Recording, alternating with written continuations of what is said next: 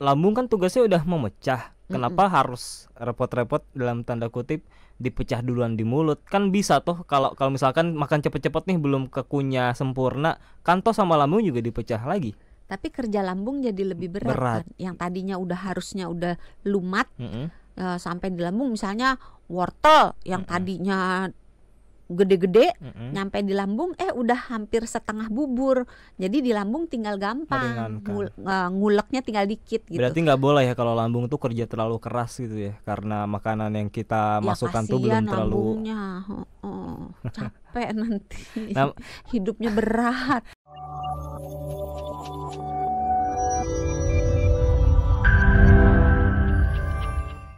Habis kekenyangan, udah kekenyangan makannya cepet-cepet, aduh double tuh ya. Iya. Tadi kan. Terus untung nggak langsung baring. Kalau langsung baring bisa jadi asam lambungnya naik ke atas. Emang kenapa sih dok nggak boleh makannya tuh cepet-cepet? Kenapa dok? Emang udah makan cepet-cepet, udah kekenyangan, udah baring gitu kan. Terus pakai ikat pinggang kenceng banget gitu. Terus mana perutnya gendut. Waduh. Nah itu udahlah itu. Semakin dekat menuju ke penyakit yang namanya GERD. Oh kalau sering makan cepet-cepet bisa kena GERD? Bukan cuma cepet-cepet, tapi cepet-cepet kekenyangan berbaring. Kenapa kok bisa jadi larinya ke GERD dok? GERD itu sebenarnya adalah penyakit di mana asam lambung dan sebagian isi lambung bergerak dari arah lambung menuju ke arah mulut. Jadi dia naik ke atas, nggak ada naik ke bawah ya, naik ke atas menuju ke arah mulut.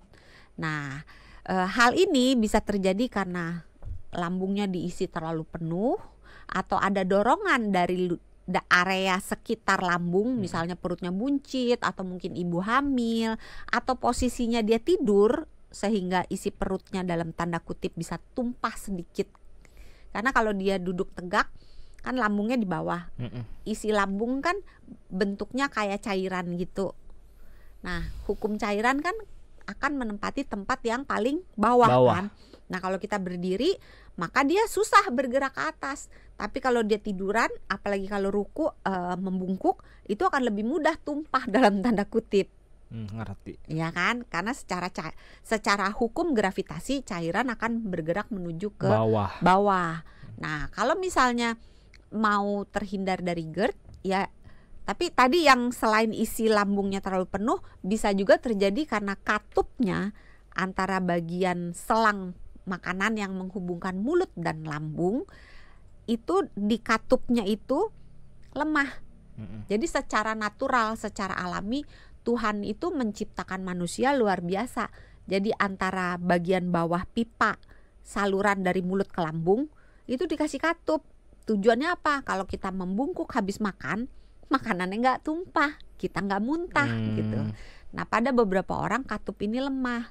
Misalnya kalau kebiasaan merokok atau kebiasaan minum alkohol atau makan beberapa jenis makanan tertentu itu bisa melemahkan katup. Ini. Kalau katupnya lemah, maka isi lambung mudah bergerak ke atas. Kalau dia bergerak ke atas, jadilah penyakit GERD. Kalau dia sering lebih dari 2 kali seminggu. Tapi kalau cuma sekali-sekali, misalnya pas lagi ditraktir sama temen terus kekenyangan gitu, atau habis AIC, habis makan all you can eat, terus kekenyangan sekali-sekali aja, itu namanya asam lambungnya naik. Tapi belum penyakit. Tapi ketika naiknya itu menjadi rutin, GERD lah, maka jadi GERD. Tadi kan dokter bilang kalau makannya mindful, misalkan katakanlah 20 menit, kan jarang ada yang kekenyangan ya. Berarti kekenyangan itu biasanya efek dari orang-orang yang sering makan cepet gitu, mungkin kurang lebih ya, kemungkinan condongnya. Harus disertai dengan penuh dan lambungnya asam. Jadi kalau dia makannya cepet tapi nyicil, bisa aja nggak kena GERD. Misalkan makannya cepet, abis tapi itu cuma seperempat piring seperempat gitu. Abis itu melakukan aktivitas lain. Kayak saya misalkan lagi kayak misalkan saya lagi nyicil siaran kan nih ya, kan? Nyicil kan. Ini mau ngomong dulu, abis itu makan. Sekarang itu ngomong dulu ayo. Nanti makan lagi nah, ya. ini ngomong ini makanya tadi bolak-balik ngambil. Karena makanannya belum habis ya. Kalau kita makan terlalu cepat nih dok, apa sih yang sebenarnya terjadi di dalam sistem pencernaan kita? Makanannya itu belum hancur dengan cukup baik. Karena fungsi lambung itu kan sebetulnya menghaluskan makanan yang sudah dihaluskan oleh gigi. Jadi kita di dalam mulut kita itu proses pencernaan sudah dimulai dengan enzim pencernaan. Oh ya, di mulut ya. Masih ingat dulu kalau zaman dulu. Iya, SD tuh ya belajar. Suruh ngunyah nasi gitu kan. Coba nasinya rasanya apa? Lama-lama kan kalau dikunyah nggak ditelen-telen lama-lama manis kan. Nah, itulah kerjanya enzim di air ludah. Nah, terus selain oleh enzim, dengan dikunyah secara mekanik itu dihancurkan, jadi kayak diulek gitu loh makanannya, kayak dicacah-cacah, kayak dipotong-potong kecil-kecil. Karena kalau makanan itu mau diserap oleh tubuh, dia harus tersedia dalam bentuk yang sangat kecil. Jadi udah tinggal diserap udah gampang gitu. Kalau nasinya masih gede-gede nggak bisa dipecah oleh enzim, jadi dia secara mekanis harus diulek gitu, diperes-peres, dihaluskan. Nah, terus bercampur dengan enzim pencernaan baru bisa diserap. Tadi kan kata dokter lambung tugasnya adalah untuk memecah juga kan. Makanya lambung kan suka melakukan itu kan kontraksi. Lambung kan tugasnya udah memecah. Kenapa harus repot-repot dalam tanda kutip dipecah duluan di mulut? Kan bisa toh kalau misalkan makan cepet-cepet nih belum kekunyah sempurna, kan toh sama lambung juga dipecah lagi.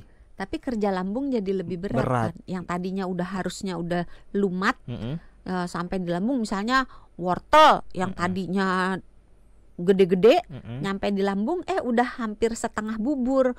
Jadi di lambung tinggal gampang, nguleknya tinggal dikit gitu. Berarti nggak boleh ya kalau lambung tuh kerja terlalu keras gitu ya, karena makanan yang kita masukkan tuh belum terlalu capek nanti. Hidupnya berat. Nah, kalau apa yang bakal terjadi dok kalau kita makan cepat-cepat belum terkunyah secara baik, secara lumat, terus udah masuk ke lambung? Intinya kalau untuk ke GERD perhatiannya itu lebih ke volumenya terlalu banyak, terus lebih ke jenis makanannya itu yang asem, yang pedes, yang terlalu banyak rempah, yang terlalu banyak minyak, yang terlalu banyak soda, banyak ya, terlalu banyak kafein dan beralkohol. Nah, termasuk makanan-makanan yang difermentasi yang sifatnya asam. Itu kalau dalam jumlah besar, jadi kalau pedesnya cuman ya cabai 1 misalnya masih oke. Tapi anak zaman sekarang kan kalau makan ya cabenya itu 1 genggam gitu. Jadi kasihan perutnya, itu bisa berujung pada peningkatan asam lambung. Kemudian peningkatan asam lambung itu kalau dia banyaknya di lambung, itu dia bisa jadi sakit emah. Beda lagi tuh ya. Beda. Tapi kalau misalnya asam lambungnya itu nggak cuma diem di lambung, dia naik ke atas, jadi asam lambung naik. Kalau asam lambung naiknya itu kejadiannya lebih dari 2 kali dalam seminggu, jadilah penyakit asam lambung. Penyakit asam lambung itulah yang kita kenal sebagai GERD.